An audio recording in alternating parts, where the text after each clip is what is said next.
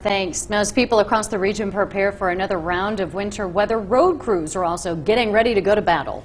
We're going to go to Amy Cockrum now. She continues team coverage in Carter County. And Amy, you've spoken with road crews there, including the superintendent of roads in that county. How are they getting ready for the weekend?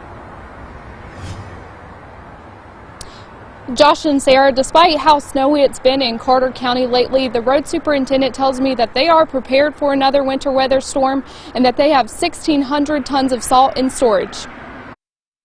We're trying to get our 18 trucks together, ready to go, check them out completely for all the fluids. Road Superintendent Roger COLBAUGH advises against traveling as crews will hit the roads early Sunday morning to start clearing them. To be very safe, if you do not need to get out, do not get out, stay home. While transportation crews are out prepping for yet another storm, so are Carter County citizens.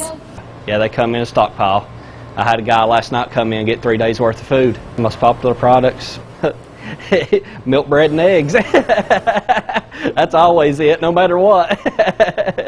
We sell out every time. Brown's Hardware and Grocery Manager Jonathan Kent says not only are people stocking up on food, but also on all the other snow essentials.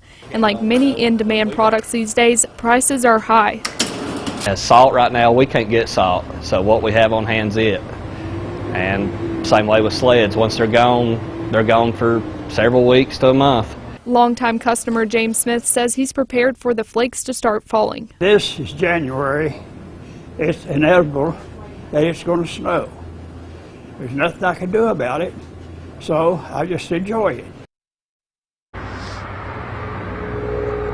Transportation crews are asking people to enjoy that snow from home and stay off the roads so crews have time to clear them. Live in Carter County, Amy Cockrum, News Channel 11.